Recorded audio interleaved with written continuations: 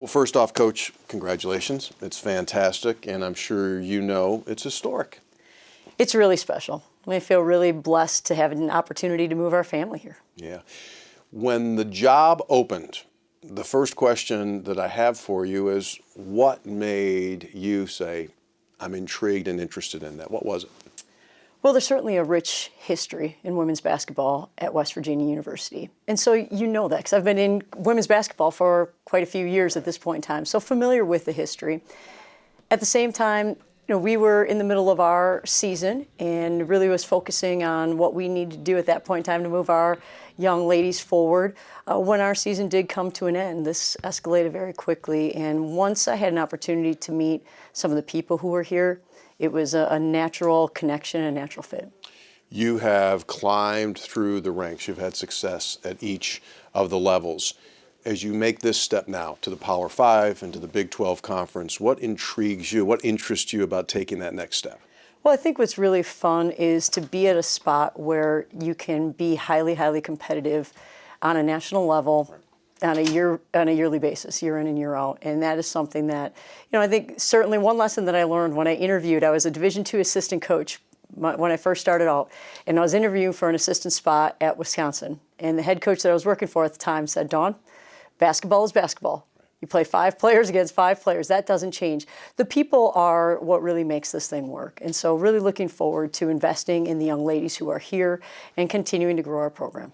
You have, in all honesty, a gaudy record. You take a look at each of your stops, and it's like, make you go like, wait a second, is that right, that winning percentage?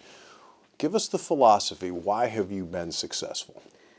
Well, I think a couple of things that, first of all, again, it comes down to people. And I think the people that we've had in our programs over the course of time have understood that every moment matters. And so there is no detail that's a small detail. It's important that we do the right things on every level, and that kind of stacks upon itself and continues to grow. But ultimately, again, it comes down to surrounding yourself with people that are a lot smarter than you are, and I'm able to do that because it might not be that challenging. Style of play, philosophy. As you said, it's still 5 against 5 no matter what level you play at. So what is the way you like to win games? Well, first and foremost, I think we adhere to 2 principles. The first one is toughness. And toughness can be defined as being a great defensive team, finishing plays, having an opportunity to take charges, get on the floor. That really kind of ignites your team and it ignites your fan base. That's a whole lot of fun. But for us, toughness is also doing the little things well offensively, sharing the ball, taking care of the basketball. So offensively, we've been a team that has pushed the ball up the court. We've been a team that spaces the floor. We can either play a 4-out, 1-in, or a 5-out. Really, versatility is important in what we do. We run a motion offense that we can evolve with the players that we have. We can make some changes to it as time goes on. On the defensive end, we've primarily been a man-to-man team that has been a team that has adjusted how we guard in different actions, and that can give it different looks that way. So that's the toughness component for us.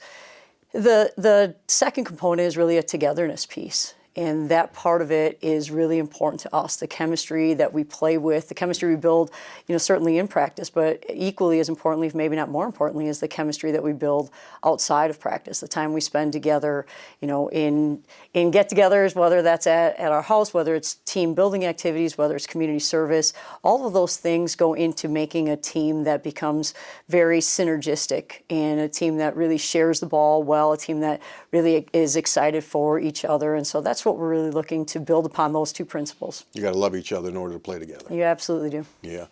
You got the ultimate compliment from someone that's watched your teams in the past. They said, she runs great stuff. And this was a coach. So when a coach says about another coach, she runs great stuff, I guess that's Thank you. That's the ultimate thing that you're looking for, right? Absolutely. I think what we have been successful doing is taking players' strengths and then growing those strengths and then evolving who we are as a team, what we run around who our players are. And so that's been something that has been pretty successful for us over time. Last question for you. You had the tremendous victory against Baylor during this NCAA playoff run. So you know what you're getting yourself into, obviously, with the tradition. What's it going to take to win in the Big 12?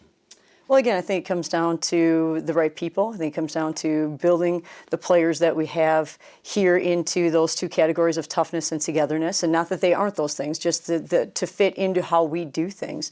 I think ultimately, finding ways to continue to develop our players is really what's the most important thing to us. Yeah. Congratulations. Sounds good. Thank you. All right, there she is, the new Mountaineer women's coach. We invite you to stay tuned. Much more coverage of the Mountaineer basketball transition. This segment brought to us by WVU Medicine, the official medical provider of the Mountaineers.